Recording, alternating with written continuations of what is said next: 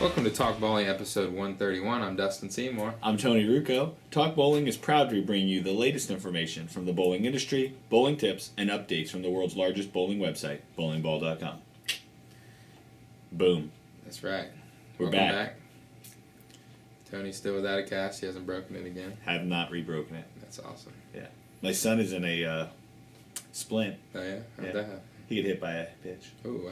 That Right must have there. been a big boy throwing it. It was quick. Yeah. Yeah, it was quick. It's all right. Won't be the last time. No. He'll be all right. Yeah, he'll be fine. It's really to get out of PE. Yeah. He's going to take it off and play Yeah. baseball this weekend. There you go. Yeah. That'll work. So, like father, like son. Yeah. We're dramatic. So you might see Tony back on the ball reaction videos here shortly. I picked up a ball the other day and it felt like it weighed 1,000,000 pounds. You only threw 14 anyways, so come on, man. That's what I mean. It's really heavy. All this CrossFit, you can't get back up to 15. It's something about this. I don't know. I don't think I can do it. Something. I got a bowl. I was going to say something, but... The camera's way too close for that. All right, fine. You may see me back. I don't know. I'll just let Dustin do it from now on. Whatever. A question from YouTube. I only bowl with part of my thumb in the ball. My coaches are telling me that I either need to put my thumb all the way in or take it all the way out. Do you agree with them, and why? All right, so first I'll say that there's really no rules as far as if it works, it works. There obviously, Tom Smallwood is an example of someone that uses only part of their thumb, and he's had a lot of success. However, there haven't been. I think He's the only one. really the only one that I can think of. My brain went through a list there. That was it. It's easier. It is easier to hook the ball with half your thumb in, but it's hard to be consistent. You would have to make sure that you're putting your thumb in the same amount every time. Yeah. That's why going all the way into the base of your thumb is easy, because you have a point of reference. You don't if you just put half your thumb in. Also, the way the ball sits on your hand can be really weird if you're only putting half your thumb in, so you're not... consistency is very tough. I'm not sure it's that much better with your thumb out unless you're using your other hand. Because you gotta align it either way. Yeah, I don't know. At this point, it seems like if your thumb's half out, it's probably because you want to hook the ball more. Yeah. Because it's not like you're two-handed. You're throwing it with just half your thumb. Make sure you're getting fit correctly, and I would put your thumb all the way in the ball. You're closer to putting your thumb all the way in the ball than you are taking it out. The timing is totally different. Smallwood is maybe the only guy. Yeah, I don't know. I feel like there was someone else like in the early 90s, but I think they had their thumb all the way in. They just hooked the crap out of the ball. Rudy Rebs had his thumb all the way in the ball. Yeah, it wasn't halfway. So, yeah, I would put it all the way in the ball. You're not going to lose that much hook that you need to keep going halfway. And like Dustin said, there's tons of consistency issues coming up with your thumb half in. And your coaches may be doing that because I would assume it can't be all that great on your hand long term. It's probably better on your hand long term to take your thumb out as far as from a health standpoint. And it's probably easier to coach with if you go one way or the other. You've got another variable in there with your thumb only halfway in. Yeah. Yeah, I mean, look at what people have success with these days. Yeah. Thumb in, two-handed, go one way or the other. One of the two. But you're closer to putting your thumb in, so I would go that way. I'd put it in. That's what she said. Knew it was coming. All right. Who started that one? The last one? I did. Okay. All right. I'll read this one. then. Okay. Another question from YouTube. Thanks, YouTubers. I'm looking to build an arsenal from scratch. What are some guidelines I can follow to make sure I can cover any lane condition? Well, How many balls are you bringing? Bowlingball.com sells 6-ball rollers. You could buy 3 or 4 of them. So the reason they're called benchmark balls is for just that purpose. So I would find a benchmark ball, maybe one you've thrown before or you've thrown to friends, and you can kind of tell that the ball motion gives you a variety. Every once in a while, there's a ball that comes along that, as a bowler, you can do multiple things with it. You can play different angles without really even tweaking the surface. There are those balls out there. For me, that's what I look for in a benchmark ball. is being able to be in different parts of the lane without tweaking the surface. So it's not that it's a smooth, steady ball motion, it's that I can go to different parts of the lane with one ball. So find a benchmark ball, whatever that is for you, if it's something smooth, if it's something you can get in with and play the ditch with, it doesn't matter. And then I would just go out from that. So you go for, if your benchmark ball is, we'll use something easy, we'll say a blueprint, because it's a benchmark ball. Go stronger for more oil, and then go weaker for less oil. And then, as we talked about in the last episode, I mean, nowadays it looks like a tournament arsenal has a urethane ball in it. It just seems to be the way it goes because of the way some of these patterns play. So benchmark, go higher. I mean, it's probably these days, if you use a spare ball, you're probably no less than a 4-ball arsenal, I would assume. And that's even being really specific. I mean, if you're going to have a urethane ball, I think you need 4 performance balls and a spare ball. You should have... Yeah, actually, because urethane, you need something lower end resin. So yeah, you're probably talking 4 balls plus a spare ball. Just make sure you don't want everything to be polished. You don't want everything to be dull. You need to have a variety of surfaces. We see it in the shop. You can have a pearl, a solid. People come in all the time and they're constantly buying the most aggressive ball in the market, and they're constantly making sure the cover stock is, matte finished, or they're buying all the aggressive pearls and they're shinier than you can believe.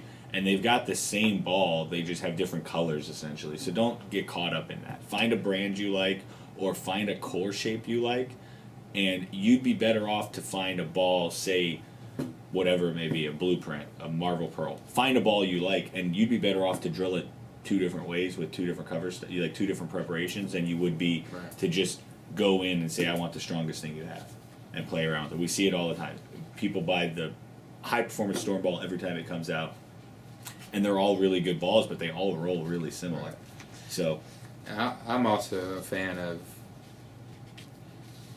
if you have a layout that works for you, stick with that and let the difference in the balls give you the different reactions you're looking for.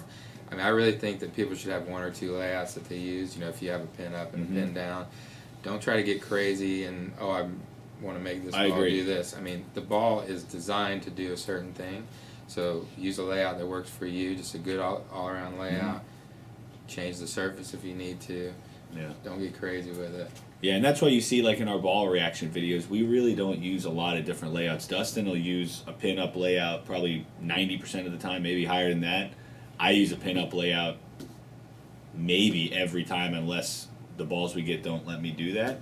But that's why, because we have a layout, we know it works, we know what the ball motion does for us, and it lets us really see what the ball does, different than the other balls. I haven't had breakfast. My stomach just growled. Dustin got all giddy with me. So, good question. Start with a benchmark ball, work your way both ways. Probably looking at 4 balls plus a spare ball. I would think so, yeah. That's pretty much, if you're going to bowl tournaments, that's the minimum. Yeah. If you bowl league, that's different. You have 2 or 3, but... Maybe 1 if you bowl in Norman. If you bowl in Deltona, there's not enough bowling balls in the world. You don't ever have enough bowling balls to that place. All right, some upcoming releases. Here they come. 5/31. You have the Motiv Tank Rampage and Freestyle Rush. But wait, the day after, the Motiv Hyper Sniper. That's right. That's fun to say. It's a cool looking ball. I'll give them that. I just like saying the name. Hyper Sniper. 6/16. The Storm Code Red Matchup Pearl and Matchup Solid. I get this one again. On 6/26, the 900 Global Beaver Badger. I mean Honey Badger. What's a? I don't. Is it gold Badger. At least? Is that the gold ball? Does Tyron Matthew get some royalties off of this? Is that a football player? That's his nickname, yeah. Yeah, that doesn't count.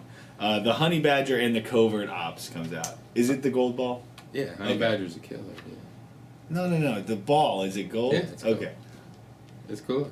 I like it. Is the football player actually a killer? Because a lot of them are. He's pretty bad. No, is he in prison for killing someone? No, oh, okay. No. Just checking. No, he's not Aaron Hernandez. Too soon. Yeah. And 7/14, the Storm Marvel Pearl is back. Boom, boom. You need to get those orders in because that is a limited. It's very limited. Yeah, it's a limited. What you ordered, what distributors and everyone ordered initially is all they're making, and once they're gone, they're gone. Yeah. So get it now, or else you can pay $250 in the future On if eBay. Someone, Yeah. puts it on eBay. All right, contest. We give away a bowling ball each week on bowlingball.com. Just click the 52 weeks, 52 winners image on the right side of the page to register. That image is also in every newsletter. So if you're on a newsletter list, it's there. You can click that. If you're not, sign up. And bowlingboards.com also gives away a ball each week. Head over to bowlingboards.com, make an account, and make at least one post per week to enter. And you can also go to their Facebook page and do the same thing. And Pyramid Bowling has weekly giveaways on their Facebook page, facebook.com/Pyramid Bowling. Go on there. You can make a post or share or like. I think you do anything on their Facebook page. Just go there. No, Comment on the post for the contest. And all contests reset each week, so be sure to sign up every week. If you'd like to send us a question, it can be about anything. You can email us at questions@talkbowling.com. You can find us on Facebook at facebook.com/talkbowling. Twitter is @talkbowling, and leave a comment on talkbowling.com. Why's the guy's nickname Honey Badger? I don't get it. I think, well, he has like His goatee. blonde hair, kind of, Blonde hair. but he's like, I would say mixed race probably. With blonde hair. But, I mean, he dyes it. You know? Oh, I see. I think his hair kind of, and he attacks. He's a safety. Mm. He's a great player. Great player, Honey Badger. Yeah. Okay. All right. Last week's question of the week. Which bowler holds the record for games bowled in a single PBA season? Man, I knew it. This is not a surprise. Shock me. The answer is Walter A. Williams Jr. with 1,300 games in 1993. That's insanity. That's my dude back in the day. Whew. Yeah. 93, he was throwing he was Ebonite in 93. Yeah, probably. Probably throwing a crush. Like a blue crush. Or no, it wasn't a crush back then. It was a crush or nitro, yeah. Yeah, awesome. Yeah. All right, this week. Hello. Thank you. This week's question of the week: who has the highest career winning percentage on TV? Whoa! Wow. Is it the same guy? I think I just stroked out.